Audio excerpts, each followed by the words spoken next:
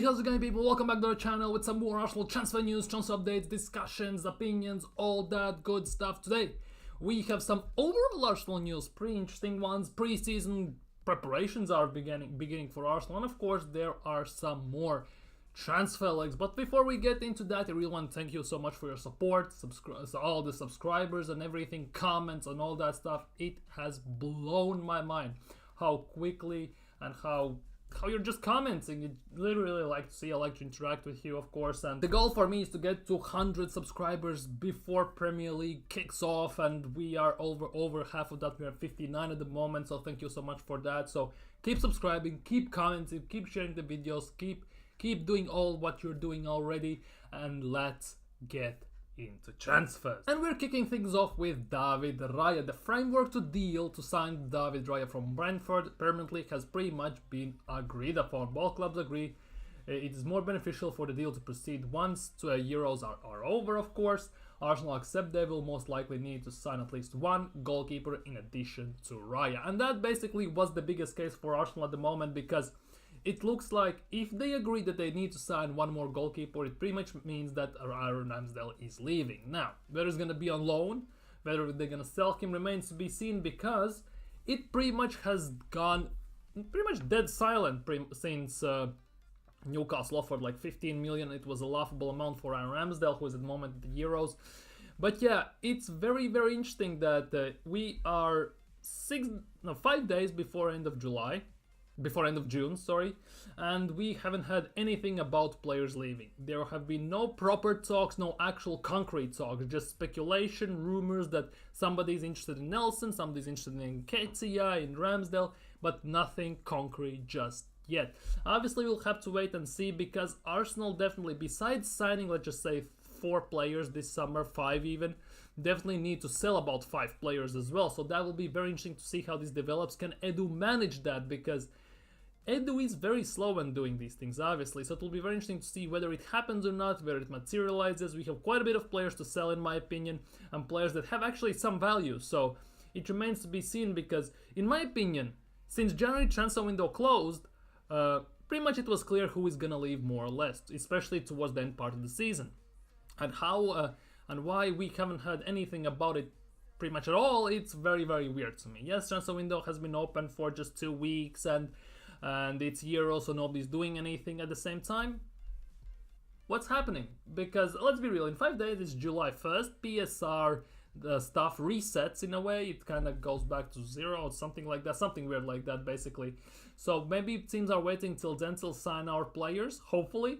We'll have to wait and see how Edu manages that, but definitely he will have his hands very, very busy, and not with his barbecue, with quite a bit of players. And here it is, Arsenal are not under pressure to do deals before Sunday, PSR's deadline. Given their significant expenditure last summer, definitely, in according terms, it may suit Arsenal for their transfers to take place from July onwards, because obviously, starting July 1st, it's like a new beginning, basically. So Arsenal, I would assume, and I would hope at least, are waiting till then. The issue with waiting till July 1st is the fact that we are legitimately less than a month away from pre-season, because we play in July 27th, something like that, against Manchester United.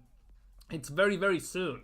So definitely in a month we play the first pre-season game, and I assume in Europe we'll play some games behind closed doors as well, so that means it has to happen even sooner. Obviously you can play youngsters here or there, and other players will have some rest for a week or two before they join with the squad, obviously. But I need some movement, because teams are signing players already left, right and center. There have been some bigger moves, some medium moves, some smaller moves, but teams are signing players. Obviously they don't have international players to sell or buy by the looks of things, and obviously the big teams are waiting till Euros are over, Copa America is over, obviously maybe to sign some players then. But overall, at the end of things, it's pretty much, it looks like it's gonna be clear that Arsenal won't make any deals before July 1st. It kinda makes sense, obviously, with PSR and everything. However, at the same time, I just want some action, basically, because last season it was all over the place. Obviously, we didn't have international games, so it is what it is. I guess we will have to sit here and patient and just talk about rumors until July 1st, and then I want to see some concrete links, because otherwise it might be a very, very long summer, and it might rattle quite a big part of fan base, because let's be real, as much as many big part of fan base is behind Mikel Arteta, not as big a fan base is behind Edu, because he hasn't done nothing extraordinary in a way to sign anyone or to sell anyone, because he hasn't sold anyone of value. Yes, you can say Balogun was a good sale. Okay, cool, but the rest of the players, why are half of the deadwood still here? Why we are letting players go on free? Why we are signing subpar players like Cedric, like Pablo Mari, and Williams and all them sorts? Why we're doing that when we are wasting money left, right, and center signing players that legitimately don't get a kick in the game at all? Fabio Vieira, for example, Sambi Lokonga. We are taking risks where it's unnecessary to take risks, because at the moment, in the last, I would say 2.5, 3 years, we have built a solid foundation which we need to build upon, and so far, in my opinion, we haven't done it. Yes, we have signed some players to elevate the team, but the bench looks as awful as it did before. So you are basically as strong as your bench is, and our bench is basically woeful, and we are challenging besides having an awful bench, and we are playing our players into the ground basically, fitness wise, health wise. We're lucky we didn't get injured last season. Who knows what's gonna happen next season, especially with Euros now, where half of our teams are half of our players are playing. So it will be very interesting to see how Arsenal navigate, especially in transfer market for bench, because our team, our main squad, is pretty decent. Yes, we need a left back, a number 8, number 6, and we need maybe a number 9, you would argue. Otherwise, we need to focus on the bench as well. Sign proper quality players you can rotate with, using cups and everything. And that is the biggest thing Arsenal need to focus on now. 3 main squad players and 2-3 bench players to have proper rotation. Something that, in my opinion, didn't need confirmation, but according to CBS Sports, Reiss Nelson has decided that he wants to leave Arsenal this summer, which pretty much was a guarantee that Arsenal is going to try and sell Reiss Nelson, because he didn't feature pre-match at all. Arteta promised him some role, just like he promised ESR. He said that ESR is going to play a massive role in the second part of the season for title charge. What did ESR do? Got man of the match against Luton, got some cameos for 10-15 minutes here or there. Besides that, Arteta didn't use him, so it's all false promises. Yes, we re-sign players to protect their value, but if you're protecting their value, how comes nobody wants to sign them properly? Because I really hope these re-signed players actually we can sell for proper money. Edu actually can manage that, because I definitely believe we can get for Reiss Nelson 20 to 25 million. If Edu sells him for about 10 to 15, I'm not gonna lie, I'm gonna be very annoyed.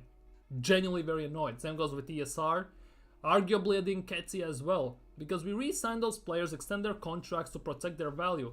At the same time, if we don't sell them properly, it's all useless. Let's be real. Moving on to the dog, Nuno Tavares. My priority is return to Arsenal. Well, let's be real, he has no other place to return. So after that, the only future will tell. Everyone knows that I have another year left on my contract. Yes, next year he's leaving on free, and let's be real, we don't want that. We can sell him at cut price at the moment, that's it, but it is what it is.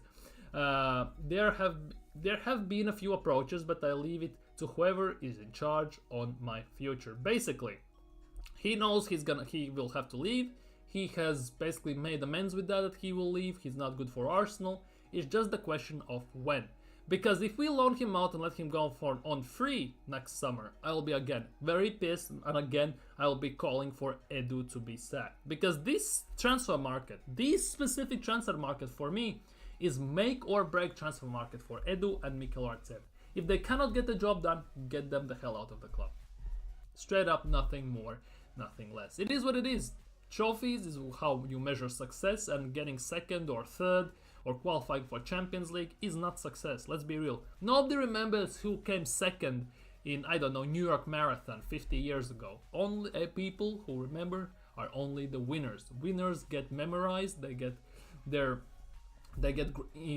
carved on the championship, and that's about it. So they get on the cup, but the second place, well, you get a wooden medal basically. That is what it is. So no, let's not beat around the bush. So this window is make or break. If we finish second for the third time in a row, goodbye. Now we are getting into some action a bit. Arsenal have inquired about PSV's winger Johan Bakayoko, but they are certainly but it's certainly no offer made yet. The player will finish Euros before deciding his future. There are rumors that the money would be around 40 to 45 million, and Johan Bakayoko is one of the most exciting wingers you could sign at the moment. Obviously, he is very technical, very speedy, very fast, similar like Doku, who City signed last summer. So it will be very interesting to see. However, I believe that Doku, in my opinion, is better. Bakayoko is better than Doku. And he did very good against Arsenal in the Champions League in group stages. He's doing very well for PSV in general. PSV always have the talent to substitute someone when they leave. They substituted Gakpo, they substituted other players they have left, and they always basically rise on top no matter what. So this is coming from Belgium, by the way, so it is what it is. It will be interesting to see how this develops, but it was something similar what happened with Sambi Lokonga. He got reported that Arsenal are interested about a month and a half before he got signed, and still now it's something similar. Obviously, Arsenal in the market for a winger to have a backup for Bukayo Saka, to have rotation, to have everything. So it will be very interesting to see how this develops, because if we sign a winger, Bakayoko as a backup wouldn't be the worst option. Obviously, he's young, he needs to grow, he needs to develop, but again, youth project is in full effect, which I'm not a big fan of anymore, because we have gotten second twice, we have challenged very strongly. Now we need to build on that. We need experience, we need winners, and we need mentality in the team. Bakayoko, unfortunately, is not a project player, but long term, yes, it could work. At the same time, I want some experience, some proven winners in the club to boost and elevate the youngsters we have, then experience what our team is having of not winning anything. So let's be real, we need some characters in the team finally. So let's go, and maybe Arsenal finally could sign some. And this is the joke of the day. Let me check. No, it's not April Fools. It's not April the 1st. Arsenal value Eddie Nketiah at 50 million. 50 million! And have said as their asking price should they sell him this summer. Now, first things first.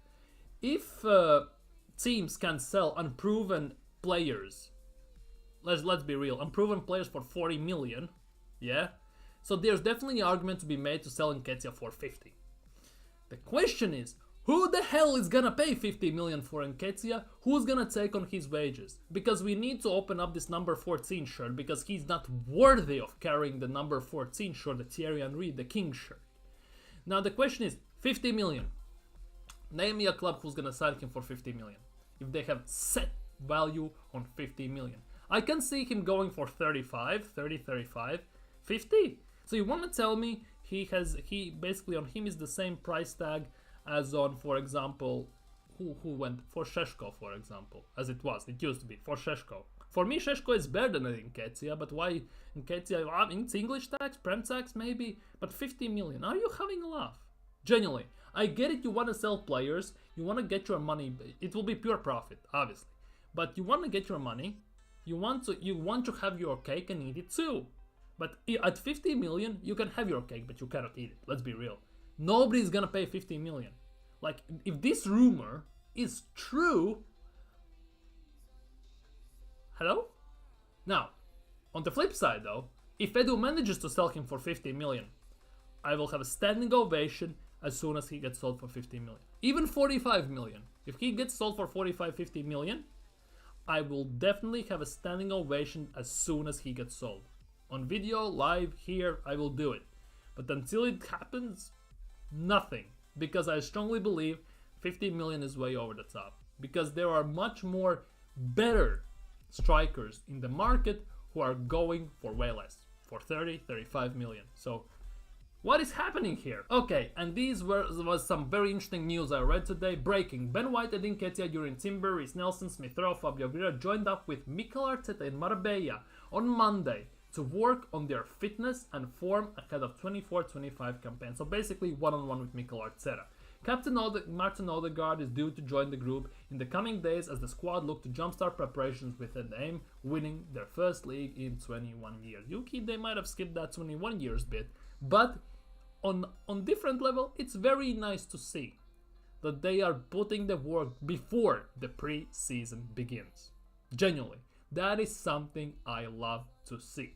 And on top of that, CBS Sports understands, good that they understand something.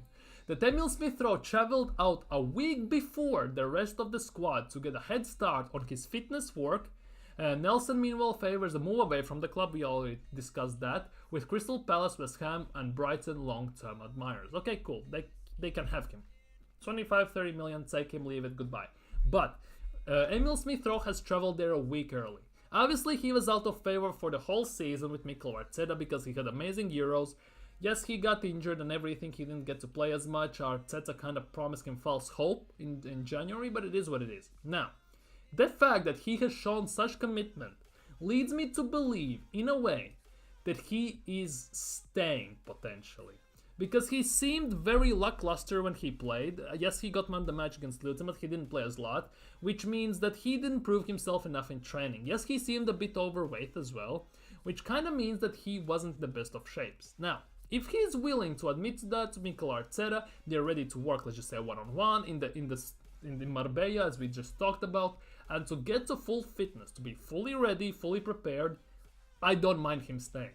As a squad player, absolutely brilliant player. He is not going to be a starter, but for rotation in general, he is actually very, very good for us. He's quite amazing in my opinion, and I definitely believe there is a very good still player there. If we sell him for 35-40 million, I won't be against that.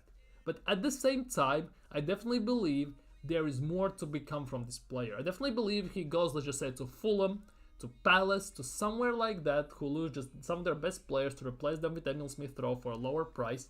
They will shine in those teams and then go for about 50% increase in a year or two if they don't get injured. And I definitely believe Emil Smith-Rowe has place in this team. It's just the question, can he apply himself to get to full fitness, not get injured, and be available and to perform to his best abilities when Arteta calls up on his number?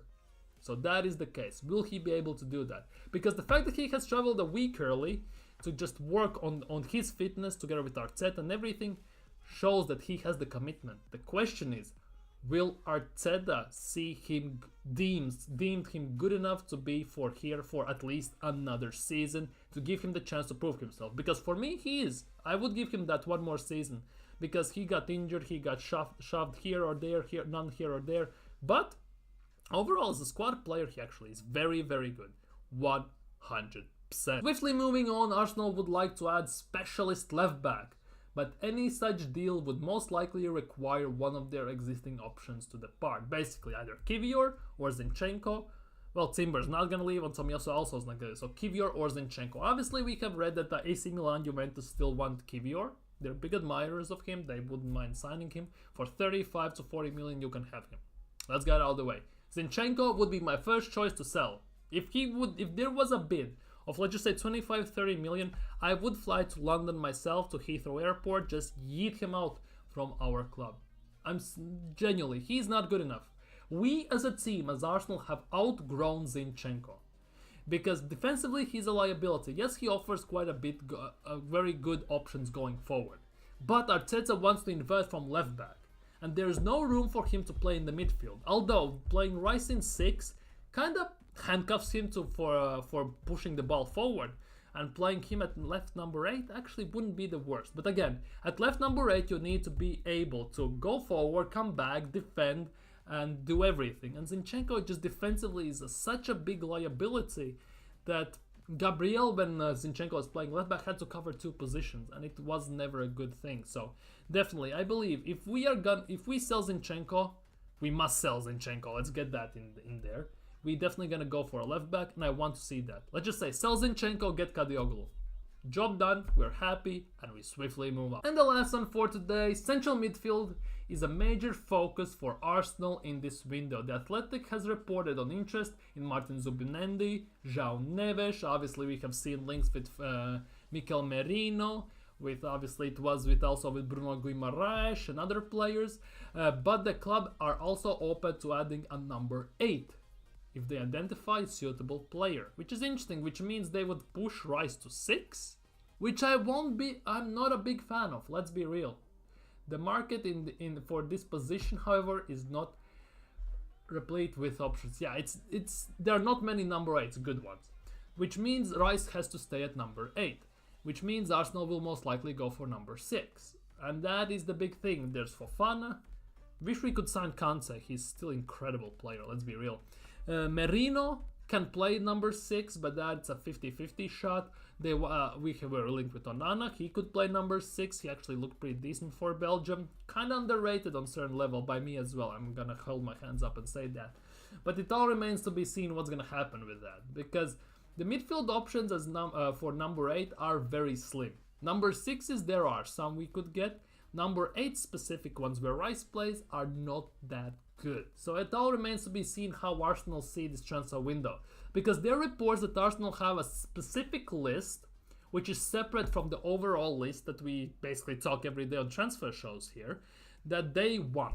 There are like 3 options for each position they want to sign, and that list is undisclosed to anyone except Mikel and Edu at the moment. So by July 1st, it might start to show what Arsenal want, who they want, where they want, and why they want. But until now, it's all speculation, all rumors, so we will have to go from there. Anyhow, those were the overall transfer rumors, actually. We didn't have specific ones. We had about Eddie, we had about Bakayoko, but overall we had more overall transfer rumors for today. Let me know down in comments what you think about Bakayoko, Arsenal wanting 50 million for Eddie Nketiah, left back situation and all that stuff. Let me all know that down in comments below. Enjoy your day. We'll see you tomorrow for some proper transfer news with proper players. Take care, stay safe, like, comment, subscribe, share the video, and see you all tomorrow. Peace.